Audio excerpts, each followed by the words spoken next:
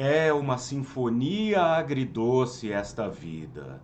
Você tenta dar conta de tudo, vira escravo do dinheiro, daí você morre.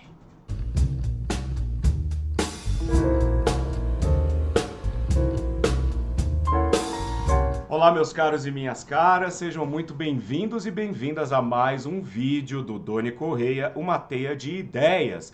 Este canal conduzido por mim, seu anfitrião, Doni Correia, mestre e doutor em Estética e História da Arte e professor, também membro da Associação Brasileira dos Críticos de Cinema, a Abracine, e da Associação Brasileira dos Críticos de Arte, a ABCA. Antes de mais nada, para a gente fazer a introdução aqui do nosso vídeo, é claro que eu já vou pedindo para vocês fazerem aquele ritual que é rápido, não vai tomar um minuto da sua vida, apenas alguns segundos. Se você é novo ou nova por aqui, já vá se inscrevendo, acione a sineta para receber as nossas notificações. Curta esse vídeo agora, porque depois você vai esquecer, e comente muito aí embaixo, porque hoje o tema é absolutamente pertinente para a nossa pós-modernidade, ou apenas uma continuação da modernidade, como eu gosto de acreditar. Na verdade, esse vídeo, gente, é totalmente improvisado. Não que os outros aqui do canal não sejam improvisados também, mas esse é especialmente improvisado, porque desde o começo, né, o que eu citei aqui antes da nossa vinheta é uma tradução livre e improvisada dos versos iniciais de uma música que eu amo de paixão, que é Bittersweet Symphony, da banda inglesa The Verve, né, que diz exatamente isso. A vida é uma sinfonia agridoce, você tenta dar conta das coisas, pagar suas contas, vira escravo do dinheiro e daí um dia você morre. E isso tem muito a ver com uma leitura que eu estou fazendo agora, né? Na verdade, eu estou relendo esta obra seminal de Sigmund Freud. Tá ali, né, a nossa coleção Standard, né? Faltando um bem aqui, ó, que é justamente este volume, o volume 21, que compreendem, além de alguns trabalhos esparsos, as duas obras principais, O Futuro de uma Ilusão, de 1927, e O Mal-Estar na Civilização, de 1931. Eu estou relendo agora este ensaio, né, O Mal-Estar na Civilização, porque é uma obra que eu amo, eu sempre volto a ela, e a última vez que eu tinha relido foi justamente quando eu estava fazendo o meu doutorado ainda, né? Lá em 2017, 16, 17, defendi em 18, então desde lá eu não voltava ao mal-estar na civilização. E gosto muito da prosa freudiana, justamente porque o Freud, dentro desse arcabouço maravilhoso que ele tinha, né, intelectual, uma pessoa inquisitiva, uma pessoa propositiva, a prosa de Freud é muito interessante porque ela serve, obviamente, àqueles que praticam e estudam a psicanálise mais a fundo, mas também é uma prosa filosófica e uma prosa deliciosa, porque ele é irônico, ele propõe, né, ideias ali dentro do contexto da psicanálise, pergunta a todo momento ao leitor o que o leitor acha, né? Então é uma prosa participativa, uma prosa fluida, não é árida, né? Então é uma prosa que serve a todos os leitores que gostam de adquirir conteúdo. E O Mal-Estar na Civilização é uma obra muito interessante, escrita em 1931, no momento em que aquilo que a gente conhece como modernidade, aqui no meu canal, quem me acompanha e vocês que estão chegando agora, depois deem uma olhada, vocês vão ver que eu sempre falo muito sobre modernidade, modernismo na arte, né, e modernidade na sociedade. São campos que se completam, mas são muito diferentes. E O Mal-Estar na Civilização é escrito em 1931, quando a modernidade ela já está plenamente consolidada. Já houve aí, né, todos os eventos da Primeira Guerra Mundial, todos os eventos de conquistas, recessões, falências e construções e reconstruções dos anos 20, e aí a gente está entrando na década de 30, que é a década que vai ver aí a ascensão do nazismo na Europa, né, na Alemanha, a gente vai caminhar aí, então para a Segunda Guerra Mundial, que é um evento que marca o início daquilo que comumente se chama de contemporaneidade. Mas o Freud aqui, ele está fazendo um balanço justamente sobre questões que têm a ver com essa civilização que se tornou moderna e que não sabe muito bem como lidar com esta condição de um ser moderno, um ser que está numa sociedade em que tudo agora se torna mais fragmentado, tudo se torna incompleto, tudo se torna incerto. Esse texto, Mal-Estar na Civilização, poderia ser considerado uma continuação direta justamente do ensaio que abre esse volume, né? Que é O Futuro de uma Ilusão. E nesse ensaio, um dia, se vocês curtirem muito esse vídeo e escreverem aí embaixo que querem, eu posso falar, claro, mais a fundo sobre O Futuro de uma Ilusão, porque é um ensaio em que o Freud vai refletir a respeito do papel da religião na vida mental de nós, seres pensantes e seres sociais, né? Então, no limite, né, de uma maneira muito resumida, o que o Freud vai dizer é que a busca da religião, a busca de um Deus, é na verdade uma tentativa que nós humanos temos de alcançar a imagem do grande pai, de chegar ao grande pai, de acessar o pai, né? Aquele que é responsável, né, pela nossa castração quando somos crianças. E a religião nada mais é então do que essa tentativa de resgatarmos esse pai, essa aceitação do pai. No Mal-Estar na Civilização, ele vai encaminhar também essa discussão um pouco para o campo da religião, principalmente no começo. E aqui eu quero dizer para vocês que eu vou fazer, na verdade, um breve resumo do cerne da questão discutida em O Mal-Estar na Civilização.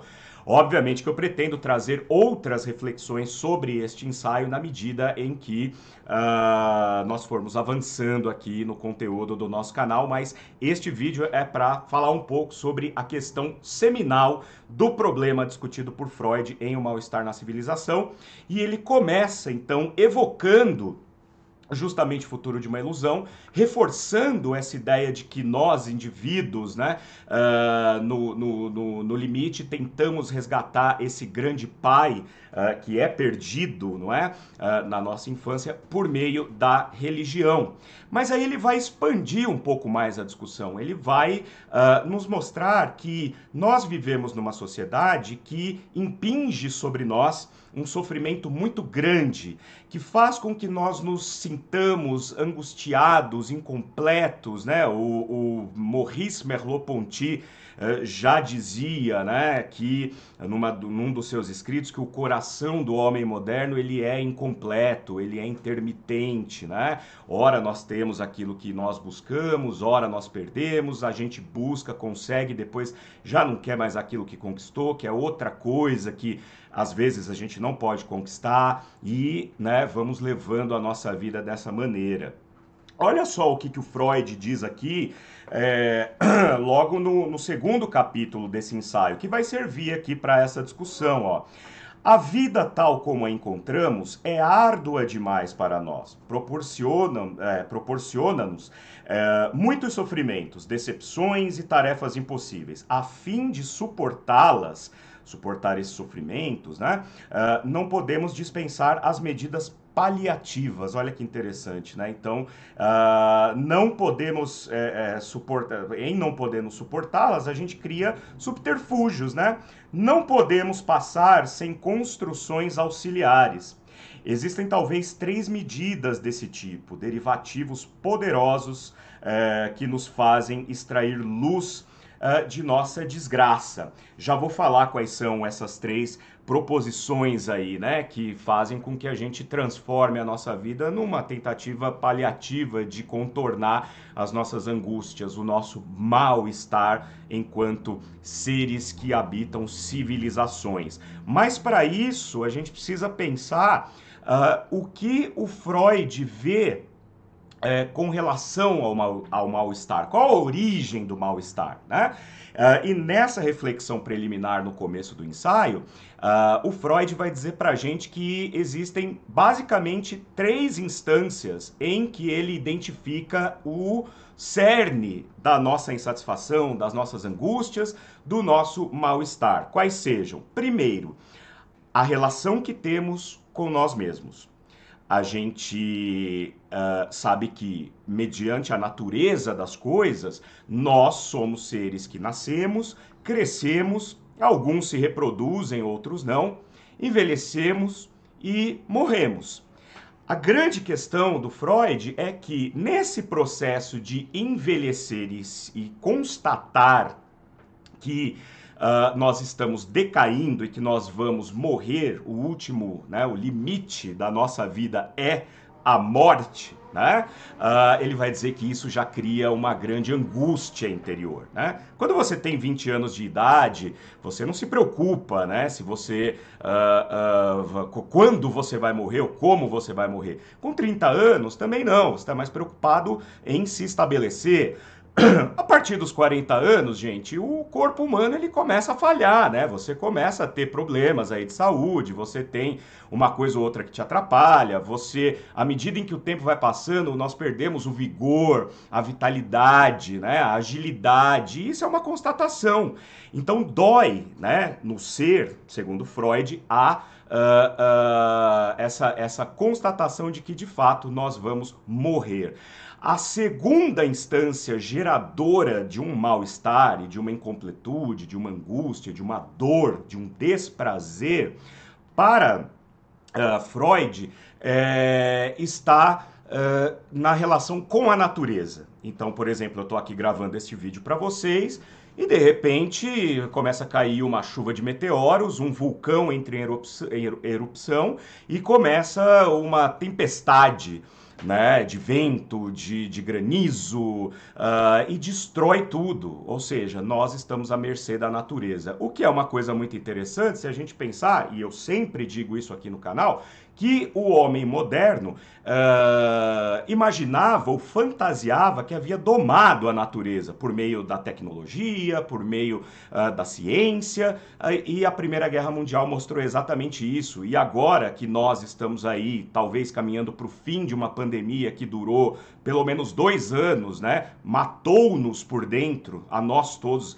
além daqueles que se foram fisicamente, entes queridos, enfim, nós tivemos uma amostra de que a natureza é muito mais poderosa que a gente. E isso é uma fonte de angústia também. E por fim, obviamente, né, é de se imaginar, Freud vai dizer que a terceira fonte de angústia e de desalento é a relação do ser com o outro. Claro, né? Eu sempre costumo dizer, eu como um nihilista, né? Eu costumo dizer que se você coloca 2 ou mais pessoas trancadas dentro de um quarto, a chance de dar morte é muito maior do que de dar casamento, né? Então a gente está sempre à mercê do julgamento do outro, dos impedimentos do outro e dos impedimentos que nós mesmos colocamos aos outros, né? Então essa relação de tensão entre vontades, entre expansão dos egos, vai gerar, obviamente, uma dor, vai gerar uma angústia. Daí que o Freud, a partir desses 3 elementos, vai nos propor alguns subterfúgios, alguns substitutivos, que ele vai, como eu li aqui nesse trecho, dizer pra gente que serviriam para aplacar justamente essa dor, essa angústia. E aí cabe dizer que o Freud vai distinguir muito bem o que é a tentativa de anular o desprazer e a busca do prazer. Um não é, aqui para Freud, um não é o inverso do outro. Não são duas modalidades da mesma dinâmica.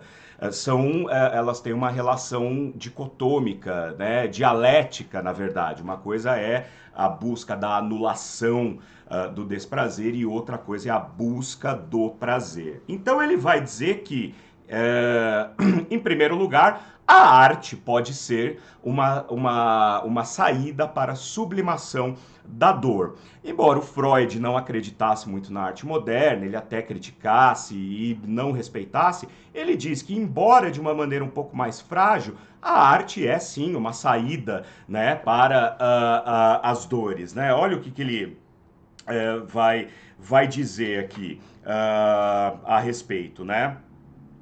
As satisfações substitutivas, tal como as oferecidas pela arte, são ilusões, em contraste com a realidade. Nem por isso, contudo, se revelam menos eficazes psiquicamente, graças ao papel que a fantasia assumiu na vida mental. Então é como se, para aplacar a dor e o desamparo de se estar no mundo, o artista, o poeta, o cineasta, o músico, o escritor, né, o humorista, né, o Freud tem um tratado muito interessante sobre o xiste, né, sobre o papel do humor. Aqui nesse livro mesmo tem um pequeno ensaio em que ele fala um pouco mais sobre o papel do humor na vida mental das pessoas. São substitutivos, mas são eficazes. A segunda saída que o Freud vê aqui é justamente a religião. Daí ele vai falar extensamente sobre a questão da religião, que ele já havia tratado neste ensaio O Futuro de uma Ilusão, de 1927. Então as pessoas, por se sentirem desamparadas, por se sentirem oprimidas pela vida, por se sentirem sozinhas e por sentirem essa dor de estar no mundo, buscam a religião, o que para Freud estaria ligado à busca do grande pai. Mas a religião é um grande e potente subterfúgio para aplacar a dor. A gente sabe disso, né? E por fim, o Freud vai dizer que a forma mais eficiente, se bem que a mais grosseira, de você lidar com a dor e procurar o prazer é se intoxicando, né? Com drogas lícitas ou ilícitas, o indivíduo está, na verdade, se anestesiando do mundo e, ao fazer isso, ele acaba se sentindo mais poderoso e para além dos limites que a vida lhe impõe. Porque o Freud vai dizer que no limite, o que todos nós buscamos é a eternidade. Nós queremos continuar, nós queremos perpetuar. Então a intoxicação, né, a bebida, a droga, os remédios, né, os remédios psiquiátricos, eles agem dessa maneira. Nós ficamos anestesiados ao desconforto, ao desprazer e somos capazes de lidar com essa dor a partir da intoxicação, que é, segundo Freud, a mais grosseira, porque de fato ela acaba também debilitando o próprio corpo, né? Daquele que se intoxica procurando o prazer. E ele vai dizer, inclusive, o Freud, vocês sabem, foi psiquiatra e neurologista também, então ele conhecia muito bem a mecânica do cérebro e como o cérebro funciona no que diz respeito às substâncias, né? E como funciona a liberação de substâncias no corpo. Por isso ele vai dizer que nem sempre, em algumas pessoas, nem sempre essa intoxicação ela se dá de maneira externa, porque existem pessoas que têm disfunções, né, quanto a essas substâncias, dopamina, enfim, que acabam sendo liberadas no organismo de maneira desordenada. E aqui cabe citar, né, por exemplo, hoje em dia a gente vê muitos casos de pessoas que têm, só para citar, uma dessas disfunções psiquiátricas, que é o transtorno afetivo bipolar. São pessoas que sofrem muito, né? Porque, e o Freud até vai dizer aqui, né, que essas substâncias liberadas em excesso pelo próprio organismo causam picos de mania nas pessoas. E o que é isso? A mania é aquele momento em que a pessoa que sofre de um transtorno afetivo bipolar, ela está no auge de uma consciência onipotente. Então, a pessoa que sofre de transtorno bipolar, quando está no pico da mania, gasta o dinheiro que não tem, assume compromissos que não vai poder cumprir depois, envolve-se emocionalmente com amigos, com parceiros e parceiras sexuais que depois vão acarretar uma série de problemas de relacionamentos, e em contrapartida, quando esse pico da mania cai e vai lá para a depressão, a pessoa ela não consegue se mobilizar para fazer as pequenas coisas do dia a dia, ela não consegue sair da cama, e algumas atentam até contra a própria vida. Então é um dos transtornos psiquiátricos mais sofridos e mais tristes, né? Acho que todos nós conhecemos pelo menos uma pessoa que passou pela nossa vida com problemas de transtorno afetivo bipolar, e é sempre muito complicado. E isso vem da própria pessoa, é uma condição do próprio ser. Então, e também tipificado por Freud como uma intoxicação, dessa vez por substâncias que estão ali na própria pessoa, né? Mas olha que interessante, para a gente falar um pouco só nesse vídeo de maneira introdutória sobre essas instâncias aqui do que o Freud chama de mal-estar, o Freud vai dizer que talvez a forma mais eficiente e legítima de se lidar com esse sentimento de não pertencimento no mundo que gera o mal-estar, né, nas civilizações, seja o amor. Olha que interessante, né? Mas não o amor erótico, né? Como ele mesmo vai definir. Não aquele amor em que você tem uma atração por outra pessoa, e você se envolve com essa pessoa, porque daí o Freud vai dizer que, sim, no momento em que amamos de maneira erótica, no momento em que nós nos engajamos num relacionamento amoroso, né, por exemplo, nós nos sentimos, ao mesmo tempo e paradoxalmente, como ele vai dizer, uma pessoa completa, uma pessoa cheia de vigor, uma pessoa pronta para encarar o que for, porque amamos e imaginamos que somos amados de volta, mas também é o momento em que nós mais nos sentimos fragilizados, com medo de perder, ou seja, um medo, uma antecipação, um medo de perder o objeto de desejo. O objeto de desejo aqui é a outra pessoa, é um termo científico, né, que o Freud usa, objeto de desejo, que às vezes é um objeto inanimado mesmo, às vezes é um outro ser, mas ele vai dizer que ao mesmo tempo que nós nos sentimos imortais e invencíveis, também é o momento em que nós antecipamos, quase que de uma maneira primitiva, né? Quer dizer, você está sempre em alerta, com medo de perder aquilo que é importante para você.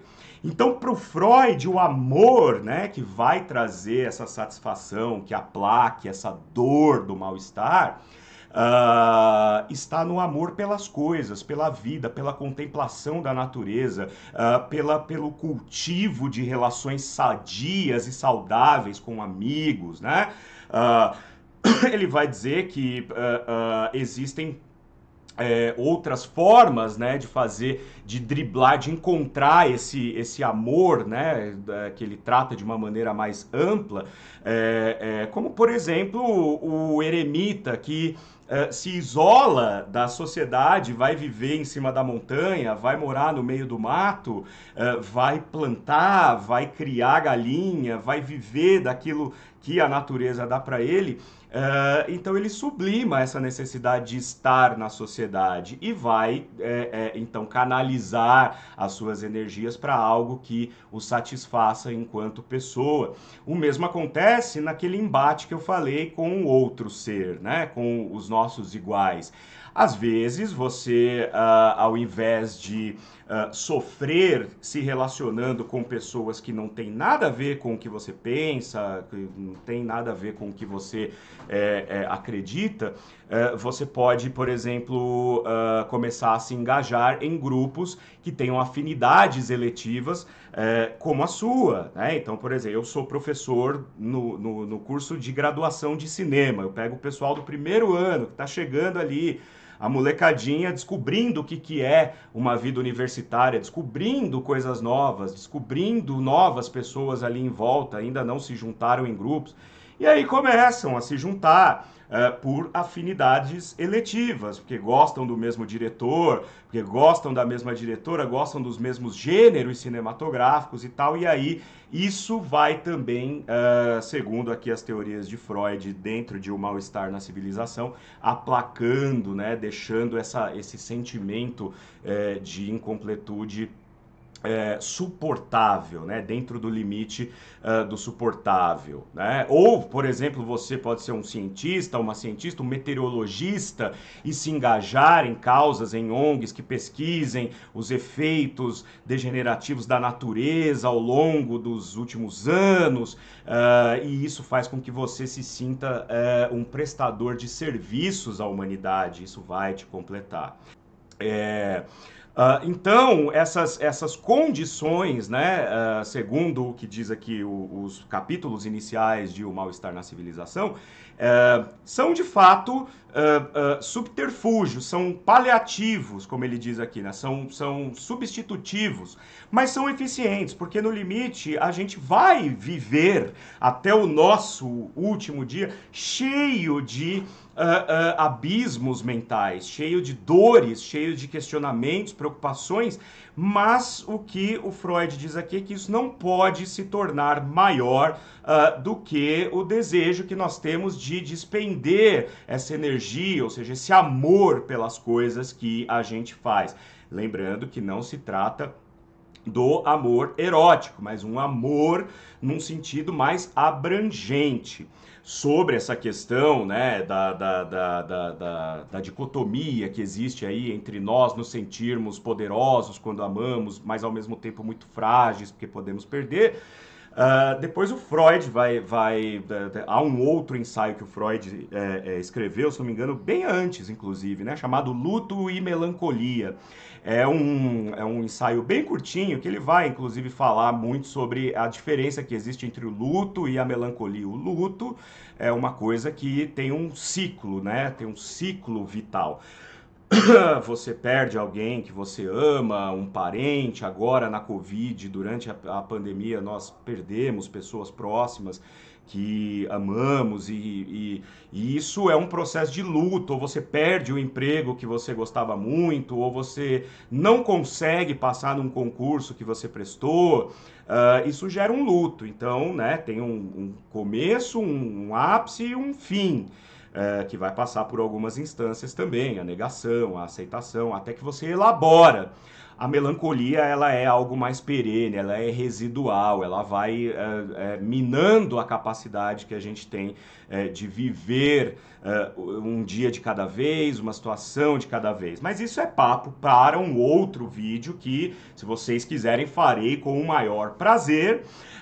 Para encerrar, né, esses comentários, né, bastante gerais a respeito de O Mal-Estar na Civilização, quero dizer que a obra de Freud é domínio público, portanto eu estou deixando aqui embaixo o link para que vocês possam ler o PDF de O Mal-Estar na Civilização, ensaio dos mais importantes para se compreender a vida moderna e pós-moderna, base aí de grandes filósofos contemporâneos, Byung-Chul Han, só para citar um, mas, enfim, Freud, né, ainda é e creio que será durante muito tempo aí um vetor para várias áreas do pensamento, não só clínicos, mas também filosóficos, enfim, né, artísticos.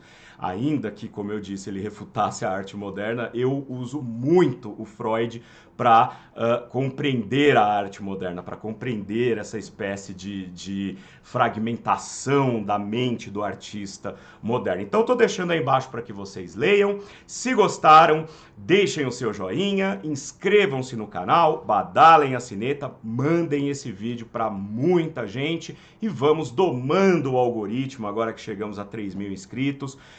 Para 1 milhão tá faltando bem pouquinho. Então já fica o convite para que vocês compartilhem bastante aí. Tá bom, gente? Muito obrigado e até o próximo vídeo. Tchau, tchau.